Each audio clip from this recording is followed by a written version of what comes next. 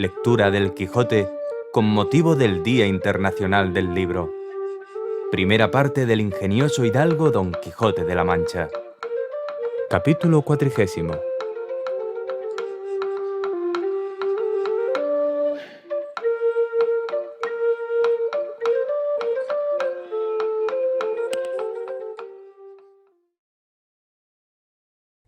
Almas dichosas, que del mortal pelo libres y exentas, por el bien que obrastes, desde la baja tierra os levantastes a lo más alto y a lo mejor del cielo.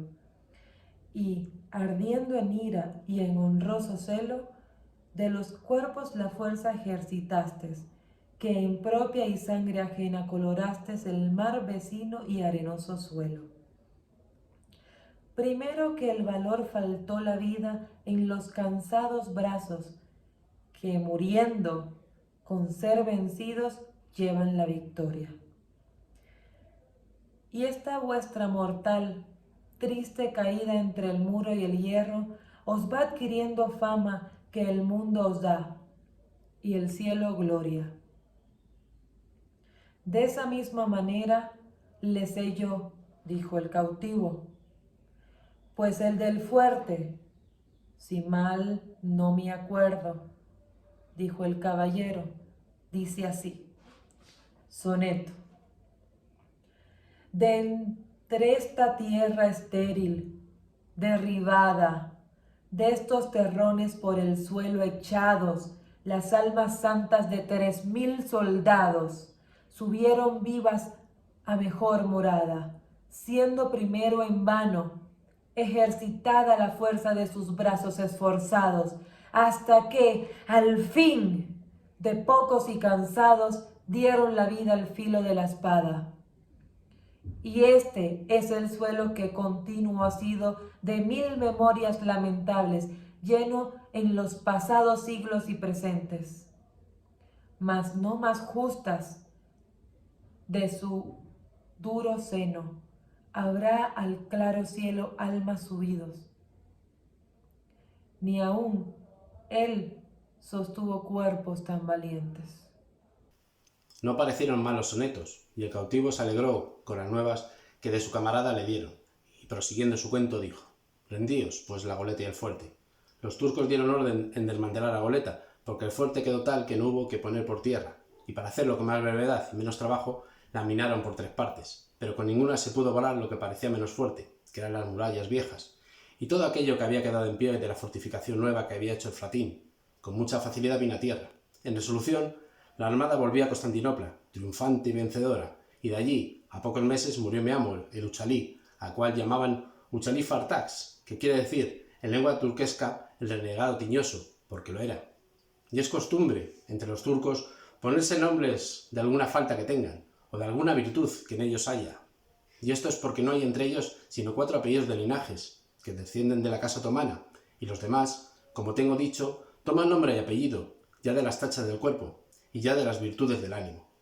Y este tiñoso bogó el remo, siendo esclavo del gran señor, 14 años, y a más de los 34 de su edad renegó, de despecho de que un turco, estando al remo, le dio un bofetón, y por poderse vengar dejó su fe, y fue tanto su valor que sin subir por los torpes medios y caminos que los más privados del gran turco suben, vino a ser rey de Argel, y después a ser general de la mar, que es el tercero cargo que hay en aquel señorío. Era Calabres de nación. Y moralmente fue un hombre de bien, y trataba con mucha humildad a sus cautivos, que llegó a tener 3000, los cuales después de su muerte se repartieron como él lo dejó en su testamento, entre el gran señor, que también es hijo heredero de cuanto mueren, y entra a la parte con los más hijos que deja el difunto. Y entre sus renegados, y yo ocupé a un renegado veneciano que, siendo grumete de una nave, le cautivó el Uchalí, y le quiso tanto, que fue uno de los más regalados garzones suyos. Y él vino a ser el más cruel renegado que jamás se ha visto. Llamábase Hasán Agá. Y llegó a ser muy rico y a ser rey de Argel, con el cual yo vine desde Constantinopla, algo contento por estar tan cerca de España, no porque pensase escribir a nadie el desdichado suceso mío, sino por ver si me era más favorable la suerte en Argel que en Constantinopla, donde ya había probado 1000 maneras de huirme, y ninguna tuvo sazón ni aventura. Y pensaba en Argel buscar otros medios de alcanzar lo que tanto deseaba, porque jamás me desamparó la esperanza de tener libertad.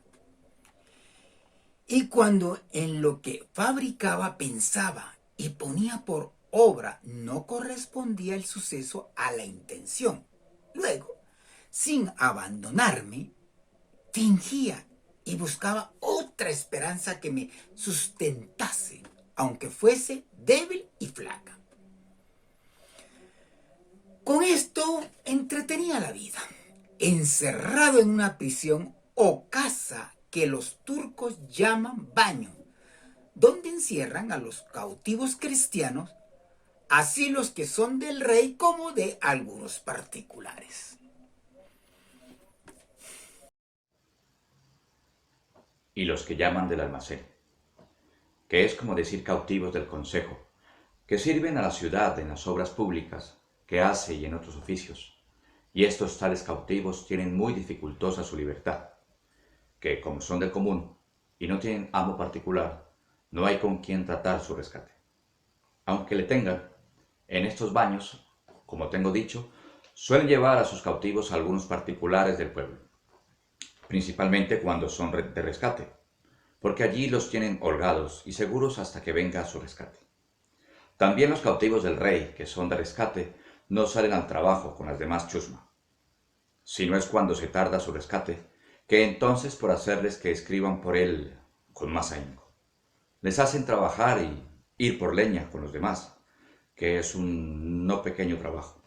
Yo, pues, era uno de los de rescate, que como se supo que era capitán, puesto que dije mi poca posibilidad y falta de hacienda, no aprovechó nada para que no me pusiesen en el número de los caballeros y gente de rescate. Pusiéronme una cadena, más por señal de rescate que por guardarme con ella, y así pasaba la vida en aquel baño con otros muchos caballeros y gente principal señalados y tenidos por de rescate. Y aunque la hambre y desnudez pudiera fatigarnos a veces, y aún casi siempre, ninguna cosa nos fatigaba tanto como oír y ver, a cada paso, las jamás vistas ni oídas crueldades que mi amo usaba con los cristianos. Cada día ahorcaba el suyo, empalaba a éste, desorejaba a aquel, y esto por tan poca ocasión, y tan sin ella, que los turcos conocían que lo hacía no más de por hacerlo, y por ser natural condición suya ser homicida de todo el género humano. Solo libró bien con él un soldado español, llamado Tal de Saavedra, el cual, con haber hecho cosas que quedarán en la memoria de aquellas gentes por muchos años y todas por alcanzar libertad, jamás le dio palo ni se lo mandó dar, ni le dijo mala palabra. Y por la menor cosa de muchas que hizo, teníamos todos que había de ser empalado, y así lo temió él más de una vez. Y si no fuera porque el tiempo no da lugar, yo dijera ahora algo de lo que este soldado hizo, que fuera parte para entreteneros y admiraros harto mejor que con el cuento de mi historia. Digo, pues, que encima del patio de nuestra prisión caían las ventanas de la casa de un moro rico y principal, las cuales, como de ordinario son las de los moros, más eran agujeros que ventanas, y aun éstas se cubrían con celosías muy espesas y apretadas. Acaeció, pues, que un día, estando en un terrado de nuestra prisión con otros 3 compañeros, haciendo pruebas de saltar con las cadenas por entretener el tiempo, estando solos, porque los demás cristianos habían salido a trabajar, alcé acaso los ojos y vi que por aquellas cerradas ventanillas que he dicho parecía una caña, y al remate de ella puesto un lienzo atado, y la caña se estaba blandeando y moviéndose, como si hiciera señas que llegásemos a tomarla. Miramos en ello, y uno de los que conmigo estaban fue a ponerse debajo de la caña, por ver si la soltaban o lo que hacían. Pero así como llegó, alzaron la caña y la movieron a los dos lados, como si dijeran no con la cabeza. Volvióse el cristiano y tornaron a bajar y hacer los mismos movimientos que primero. Fue otro de mis compañeros y sucedióle lo mismo que al primero. Finalmente fue el tercero y avínole lo que al primero y al segundo. Viendo yo esto, no quise dejar de probar la suerte, y así como llegué a ponerme debajo de la caña, la dejaron caer y dio mis pies dentro del baño. Acudí luego a desatar el lienzo, en el cual vi un nudo y dentro de él venían 10 cianís, que es una moneda de oro bajo que usan los moros, que cada una vale 10 reales de los nuestros. Si me holgué con el hallazgo, no hay para qué decirlo, pues fue tanto el contento como la admiración de pensar de dónde podía venirnos aquel bien, especialmente a mí, pues la muestra de no haber querido soltar la caña, sino a mí claro decían que a mí se me hacía la merced. Tomé mi buen dinero, quebré la caña, volvíme al terradillo, miré la ventana y vi que por ella salía una muy blanca mano que la abrían y cerraban muy aprisa. Con esto entendimos o imaginamos que alguna mujer que en aquella casa vivía nos había de haber hecho aquel beneficio, y en señal de que lo agradecíamos, hicimos zalemas a uso de moros, inclinando la cabeza, doblando el cuerpo y poniendo los brazos sobre el pecho. De allí a poco sacaron por la misma ventana una pequeña cruz hecha de cañas, y luego la volvieron a entrar. Esta señal nos confirmó en que alguna cristiana debía de estar cautiva en aquella casa y era la que el bien nos hacía. Pero la blancura de la mano y las ajorcas que en ella vimos nos deshizo este pensamiento, puesto que imaginamos que debía de ser cristiana renegada, a quien de ordinario suelen tomar por legítimas mujeres sus mesmos amos, y aún lo tienen a aventura, porque les estiman en más que la de su nación. En todos nuestros discursos dimos muy lejos de la verdad del caso, y así todo nuestro entretenimiento desde allí adelante era mirar y tener por norte a la ventana donde nos había aparecido la estrella de la caña. Pero bien se pasaron 15 días en que no la vimos, ni la mano tampoco, ni otra señal alguna. Y aunque en este tiempo procuramos con toda solicitud saber quién en aquella casa vivía y si había en ella alguna cristiana renegada, jamás hubo quien nos dijese otra cosa, sino que allí vivía un moro principal y rico, llamado Agui Morato, alcalde que había sido de La Pata, que es oficio entre ellos de mucha calidad. Mas cuando más descuidados estábamos de que por allí habían de llover más canís, vimos a deshora aparecer la caña y otro lienzo en ella con otro nudo más crecido, y esto fue a tiempo que estaba el baño, como la vez pasada, solo y sin gente. Hicimos la acostumbrada prueba, yendo cada uno primero que yo de los mismos 3 que estábamos, pero a ninguno se rindió la caña sino a mí, porque en llegando yo la dejaron caer. Desaté el nudo y allí hallé 40 escudos de oro españoles y un papel escrito en arábigo, y al cabo de lo escrito hecha una grande cruz. Besé la cruz, tomé los escudos, volvíme al terrado. Hicimos todas nuestras zalemas. Tornó a aparecer la mano. Hice señas que leería el papel. Cerraron la ventana. Quedamos todos confusos y alegres con lo sucedido, y como ninguno de nosotros no entendía el arábigo, era grande el deseo que teníamos de entender lo que el papel contenía, y mayor la dificultad de buscar quien lo leyese. En fin, yo me determiné de fiarme de un renegado natural de Murcia que se había dado por grande amigo mío y puesto prenda entre los dos, que le obligaban a guardar el secreto que le encargase, porque suelen algunos renegados, cuando tienen intención de volverse a tierra de cristianos, traer consigo algunas firmas de cautivos principales en que dan fe en la forma que pueden, como el tal renegado es hombre de bien, y que siempre ha hecho bien a cristianos, y que lleva deseos de unirse en la primera ocasión que se le ofrezca. Algunos hay que procuran estas fees con buena intención, otros se sirven de ellas acaso y de industria, que viniendo a robar a tierra de cristianos, si a dicha se pierden o los cautivan, sacan sus firmas y dicen que por aquellos papeles se verá el propósito con que venían, el cual era de quedarse en tierra de cristianos y que por eso venían en corso con los demás turcos. Con esto se escapan de aquel primer ímpetu y se reconcilian con la Iglesia sin que se les haga daño. Y cuando ven la suya, se vuelven a Barbería a ser lo que eran antes. Otros hay que usan de estos papeles y los procuran con buen intento y se quedan en tierra de cristianos. Pues uno de los renegados que he dicho era ese mi amigo, el cual tenía firmas de todas nuestras camaradas, donde le acreditábamos cuando era posible, y si los moros se le hallaran este papel, lo quemaran vivo. Supe que sabía muy bien el arábigo, y no solamente hablarlo, sino escribirlo. Pero antes que del todo me declarase con él, le dije que me leyese aquel papel, que acaso me había hallado en un agujero de mi rancho. Abrióle, y estuvo un buen espacio mirándole, construyéndole, murmurando entre los dientes. Preguntéle si lo entendía, y díjome que muy bien, y que si quisiera que me lo declarase palabra por palabra, que le diese tinta y pluma porque mejor lo hiciese. Dimosle lo que pedía, y él poco a poco lo fue traduciendo, y en el acabado dijo: todo lo que va aquí en romance, sin faltar letra, es lo que contiene este papel morisco.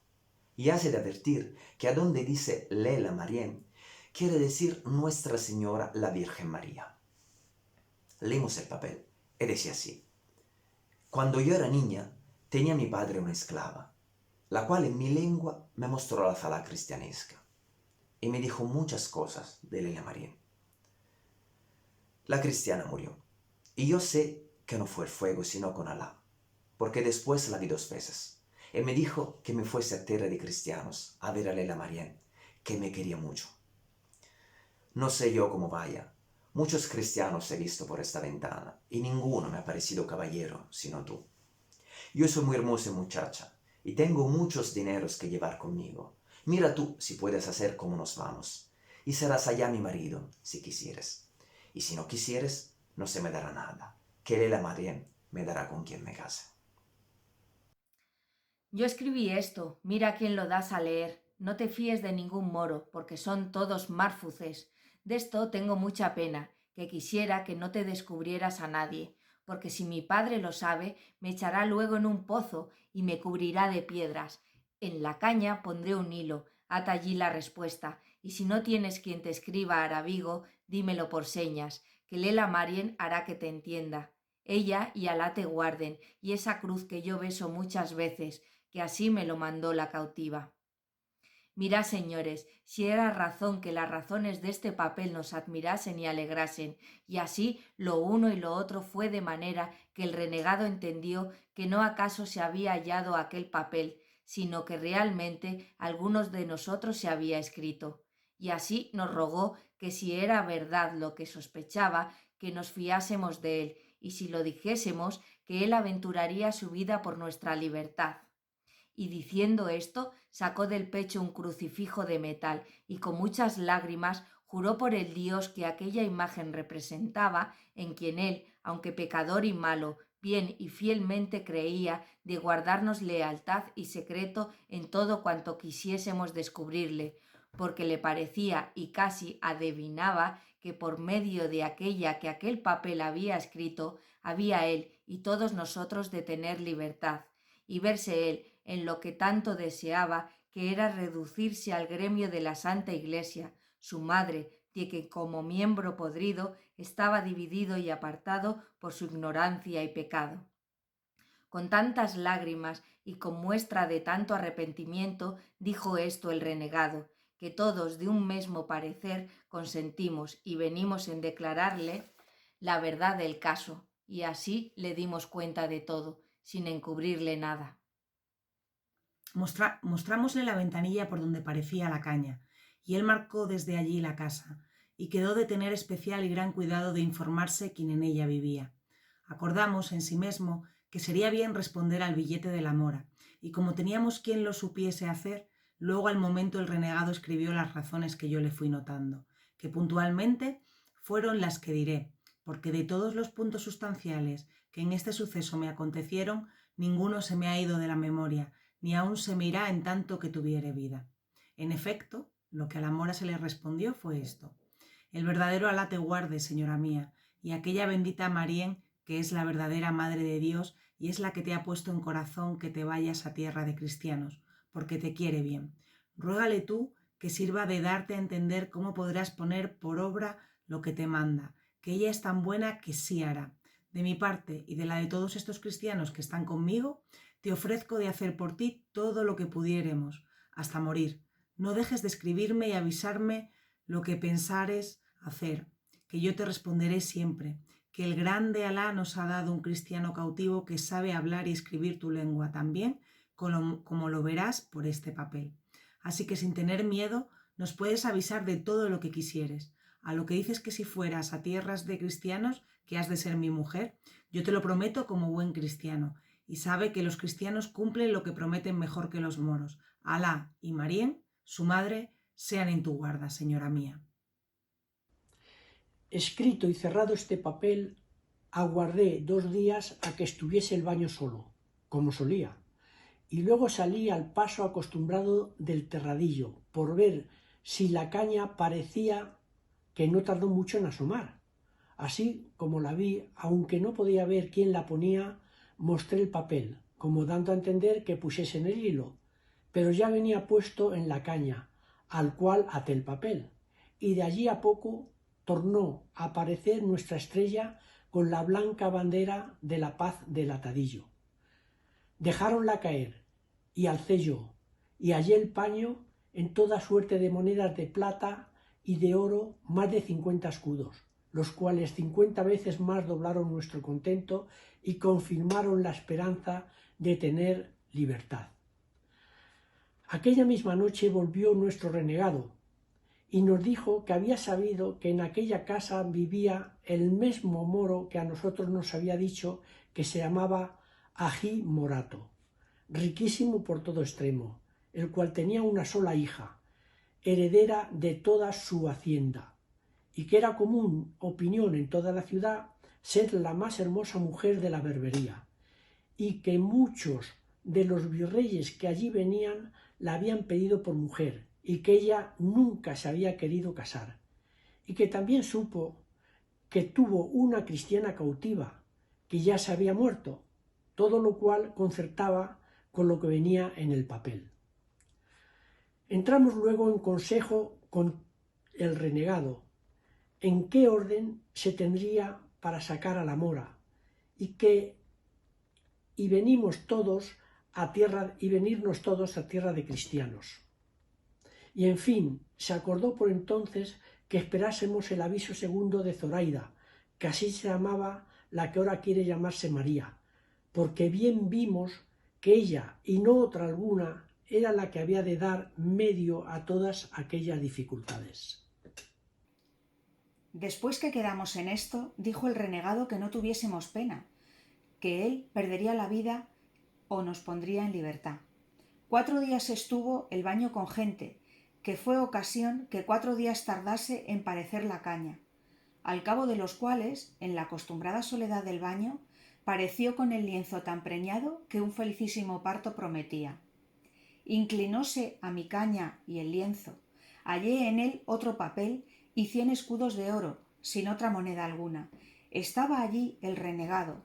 Dímosle a leer el papel dentro de nuestro rancho, el cual dijo que así decía: yo no sé, mi señor, cómo dar orden que nos vamos a España, ni Lela Marién me lo ha dicho, aunque yo se lo he preguntado.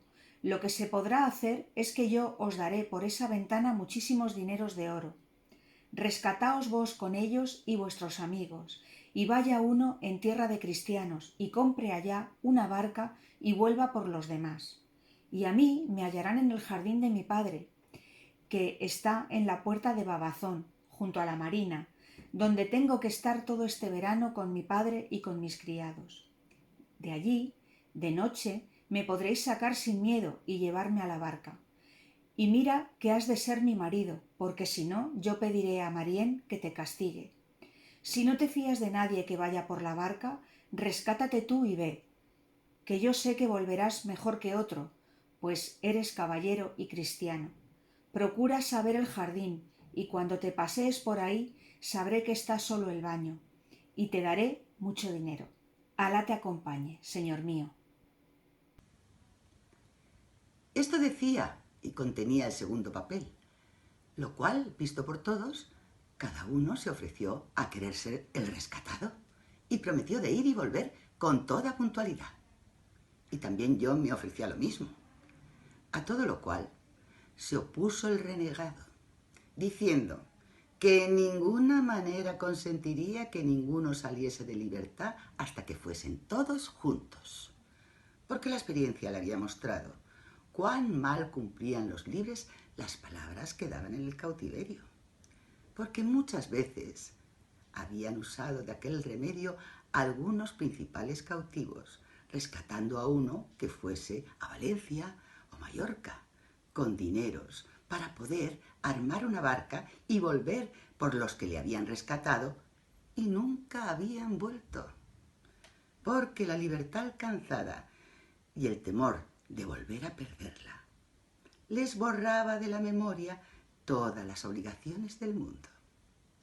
Y en confirmación de la verdad que nos decía, nos contó brevemente un caso que casi en aquella misma sazón había acaecido a unos caballeros cristianos, el más extraño que jamás sucedió en aquellos partes, donde a cada paso suceden cosas de gran espanto y de admiración. En efecto, él vino a decir que lo que se podía y debía hacer era que el dinero que se había de dar para rescatar al cristiano, que se le diese a él para comprar allí en Argel una barca con achaque de hacerse mercader y tratante en Tetuán y en aquella costa, y que siendo él señor de la barca, fácilmente se daría traza para sacarlos de baño y embarcarlos a todos. Cuanto más que si la mora, como ella decía, daba dineros para rescatarlos a todos, que estando libres era facilísima cosa aún embarcarse en la mitad del día. Y que la dificultad que se ofrecía mayor era que los moros no consienten que renegado alguno compre ni tenga barca, si no es bajel grande para ir en corso, porque se temen que el que compra barca, principalmente si es español, no la quiere sino para irse a tierra de cristianos, pero que él facilitaría este inconveniente con hacer que un moro tagarino fuese a la parte con él en la compañía de la barca y en la ganancia de las mercancías. Y con esta sombra él vendría a ser señor de la barca, con que daba por acabado todo lo demás. Y, puesto que a mí y a mis camaradas nos había parecido mejor lo de enviar por la barca a Mallorca, como la mora decía, no osamos contradecirle, temerosos que si no hacíamos lo que él decía, nos había de descubrir y poner a peligro de perder las vidas. Si descubriese el trato de Zoraida, por cuya vida diéramos todos las nuestras. Y así determinamos de ponernos en las manos de Dios y en las del renegado. Y en aquel mismo punto se le respondió a Zoraida, diciéndole que haríamos todo cuanto nos aconsejaba, porque lo había advertido tan bien como si Lela Marién se lo hubiera dicho, y que en ella sola estaba dilatar aquel negocio, o ponello luego por obra. Ofrecímele de nuevo a ser su esposo, y con esto, otro día que acaeció a estar solo el baño, en diversas veces, con la caña y el paño, nos dio 2000 escudos de oro, y un papel donde decía que el primer jumá, que es el viernes, se iba al jardín de su padre, y que antes que se fuese nos daría más dinero, y que si aquello no bastase, que se lo avisásemos, que nos daría cuanto le pidiésemos, que su padre tenía tantos que no lo echaría de menos, cuanto más que ella tenía las llaves de todo. Dimos luego 500 escudos al renegado para comprar la barca. Con 800 me rescaté yo, dando el dinero a un mercader valenciano que a la sazón se hallaba en Argel, el cual me rescató del rey, tomándome sobre su palabra, dándola de que, con el primer bajel que viniese de Valencia, pagaría mi rescate, porque si luego diera el dinero fuera a dar sospechas al rey, que había muchos días que mi rescate estaba en Argel, y que el mercader, por sus granjerías, lo había callado. Finalmente, mi amo era tan caviloso que en ninguna manera me atreví a que luego se desembolsase el dinero. El jueves, antes del viernes, que la hermosa Zoraida se había de ir al jardín, nos dio otros 1000 escudos y nos avisó de su partida, rogándome que, si me rescatase, supiese luego el jardín de su padre, y que en todo caso buscase ocasión de ir allá y verla. Respondíle en breves palabras que así lo haría, y que tuviese cuidado de encomendarnos a Lela Marién, con todas aquellas oraciones que la cautiva le había enseñado.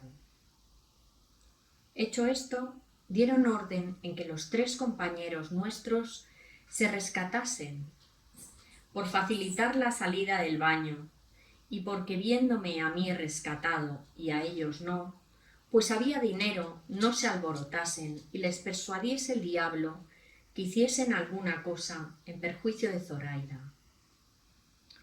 Que puesto que el ser ellos quien eran me podía asegurar de este temor, con todo eso no quise poner el negocio en aventura, y así los hice rescatar por la misma orden que yo me rescaté, entregando todo el dinero al mercader, para que, con certeza y seguridad, pudiese hacer la fianza, al cual nunca descubrimos nuestro trato y secreto, por el peligro que había. Tatira Espectáculos agradece el derroche de entusiasmo y buen hacer de todos los lectores que con su tesón, arte y gracia han dado vida a la ilustre obra de Don Quijote de la Mancha, del genial Don Miguel de Cervantes.